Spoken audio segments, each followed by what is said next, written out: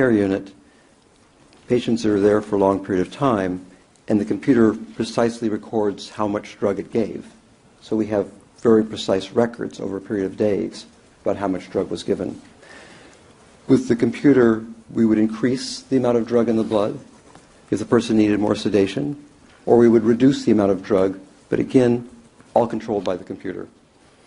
And it was a double-blind study, which simply means that we didn't know which drug the computer was giving. The computer knew. The computer knew if it was lorazepam or midazolam, but the person using the computer did not know, so that we were trying to see if there was a difference between lorazepam and midazolam in the intensive care unit. We gathered blood levels from the artery, and we used those blood levels that were gathered at regular intervals from the artery to get a very precise model to link the dose of lorazepam or midazolam to the concentration in the blood.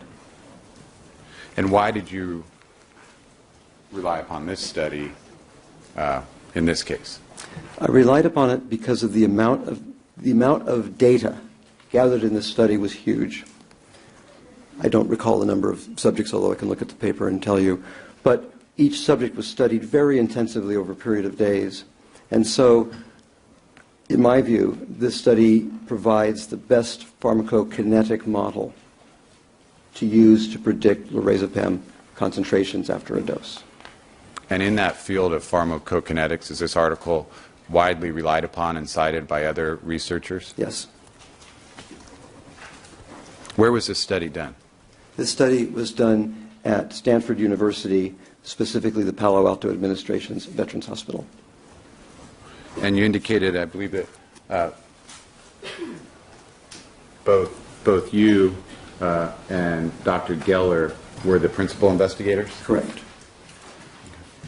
And who was responsible for what as it pertained to the study? Dr. Geller was responsible for conducting the study. He was the head of the intensive care unit. So these were his patients, and he was responsible for conducting the study, and I was responsible for the data analysis.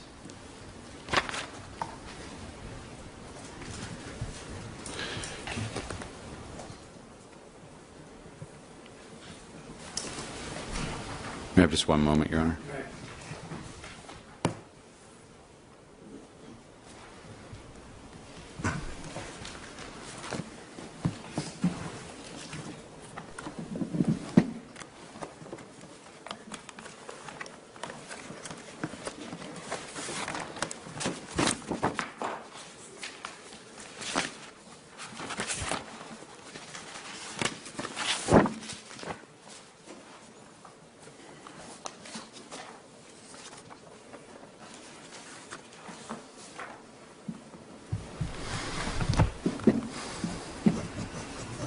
Now, Dr. Shafer, you've reviewed, in your analysis of the case, you reviewed the toxicology findings. Are you aware that the lorazepam measured at 0.169 in the femoral blood? I am. And are you aware from the defendant's statement that he stated he gave just 4 milligrams of lorazepam throughout the night in 2 separate 2 milligram dosages? I am. And in your analysis of the case, did you conduct one of your models or simulations to compare whether that dosage of 4 milligrams of lorazepam would match up to a reading of 0.169 lorazepam in the femoral blood? I did. Going then to the next slide.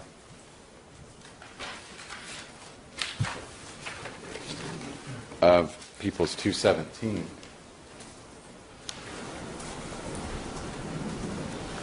Can you, first of all, just very simply kind of walk us through this model, what is represented, and kind of describe the components of the model before we get into the substance of it, please? Glad to. There will be a lot of pictures like this coming up, so let me orient you to what we're looking at. Down here is time, and pharmacokinetic models, drugs in motion, talk about what happens to drugs over time. So this looks at the time since midnight. That would be midnight, 1 a.m., 2 a.m., 3 a.m., 4 a.m., and allows us to see over time what's happening to the concentration of drug. Now what the model predicts is this thing here, the plasma lorazepam concentration. How much lorazepam, what concentration of lorazepam is in the plasma. And it starts at 0, because the model assumes when you start off here that there's no drug. That's the way these models start. The body starts empty. And then Conrad Murray, in his interview, stated that at 2 o'clock, approximately, he gave 2 milligrams. And what this shows is the blood concentration with a 2 milligram dose. And what you look at here and say, well, gee, it starts at 0, but right after he pushes that into the vein, the blood concentration goes to about 0.05. So I can see what we would have measured if you had measured the concentration in the blood. Now, of course, the body starts working on it immediately. The body starts trying to metabolize it immediately. And additionally, the drug initially is all in the vein, but over a few minutes it starts to go into other tissues. Here we're only looking at the amount in the blood. That's all we're trying to predict. But both because of metabolism and also because the drug is moving into other tissue, something we call distribution. It's distributing to these other tissues. Because of that, the concentrations fall quite quickly. And you can see here, right after the dose, it goes up to 0.05. But an hour later, it's about a third of that. So it goes up and it falls. Some of that is the liver removing the drug. Most of that is actually the drug moving into other tissue. That's really what mostly is reducing the concentration. And then, coming up here at 5. And that represents 5 a.m. 5 a.m. There's another 2 milligram dose. Well, we get to a higher level. The reason we get to a higher level is there's already drug in the body. So we're stacking this dose on top of the concentrations that had been there when the dose was given. And at this point here, you see it going up, not quite to 0.05, but a little bit higher, because it's got this dose that it's being stacked on top of. But again, there's a very rapid washout of drug, so that by 6 o'clock in the morning, we're down here, maybe about 0.3, 0.4. I have this all on my laptop. I can give you the exact number. But we're down to about a third. And by noon, by the time of Michael Jackson's death, we are looking at a predicted concentration in the femoral vein, that's where the drug was measured on autopsy, that's only 10% of what was measured. It's only 10% of what was measured. So this did not happen. And again, the red line represents the blood concentration. I chose red for blood. It's the blood concentration. And this green line indicating femoral vein concentration, what is that? So that is correct. This green line right here, femoral vein concentration, is what was measured on autopsy. That's the 0.169 that was measured. 0.15, 0.20, 0.169 is right here. And it gives us, if you will, a target. This is the number that we need to account for, because that's what they measured. And this dose of two doses of 2 milligrams doesn't get you there. It's not consistent with what was found on autopsy. So Michael Jackson received more than 4 milligrams of lorazepam. Correct. Objection misstates the evidence whether he received. I'll sustain the objection to the characterization, and the answer stricken. Disregard it. The blood levels prove to you that there's more than 4 milligrams of lorazepam administered to Michael Jackson. Absolutely.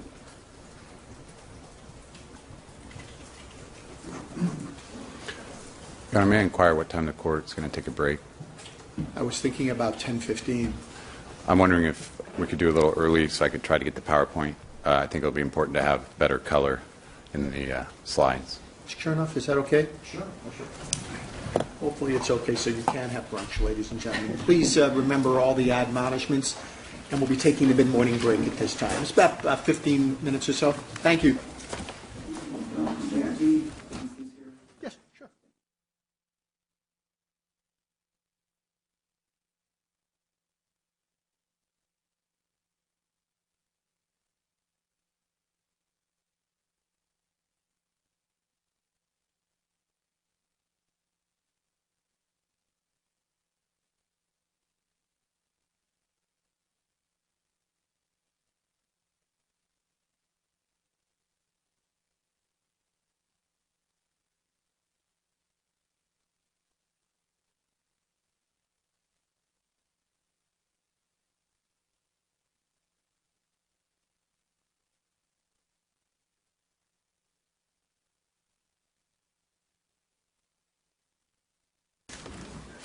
Thank you.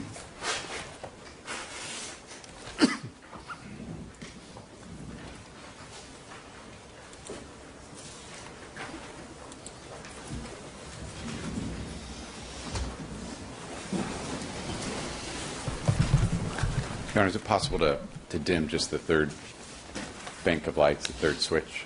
Mr. Sale? Thank Is you. that the one? Thank you. Okay.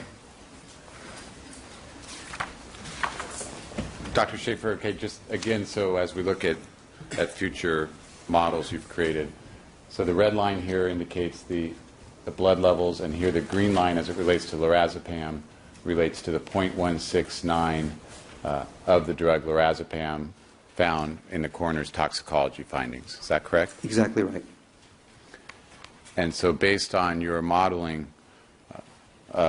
premised on the 0.169 in the femoral blood, the 4 milligram dosage was not possible. There was more in the body. Is that correct? Correct. If this had been the model, Objection mischaracterized. It's not that it's not possible, there's more in the body, is it? I'm going to sustain the objection, strike out the last answer, disregard it. You may re-ask. Go ahead and please explain the chart. Well, is that a question?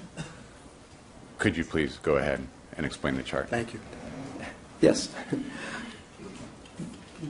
If this had been if this had been the total that Michael Jackson received, the femoral vein concentration should have been here, which is approximately 0.03. In other words, this is what should have been measured down here, not this concentration up here. Can you explain that again, please? If this accurately describes the doses of all the drug that Michael Jackson received, then on his examination, the coroner should have found this level. That's what the coroner would have seen if this is what Michael Jackson received. And when you said this level, you're pointing to the... Whoops. When I say this level, I'm pointing to this point right here, and you have to read all the way back here.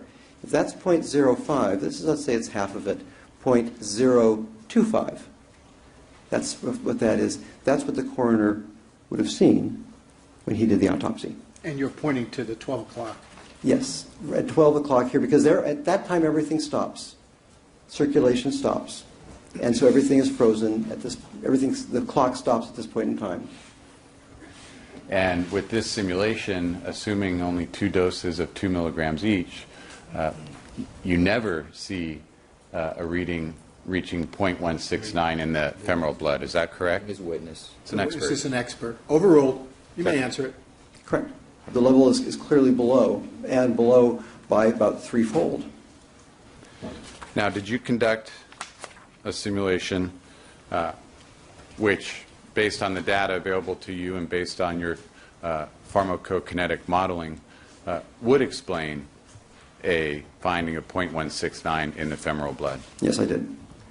Going to the next slide, here entitled 10 doses of 4 milligrams each. Could you please explain these findings? Yes. In this case right here, what I have modeled is the administration of a 4 milligram dose. That would be the amount that's in 1 cc of drug, 1 milliliter of drug. And this is by intravenous? By intravenous injection. And I'm suggesting that one was given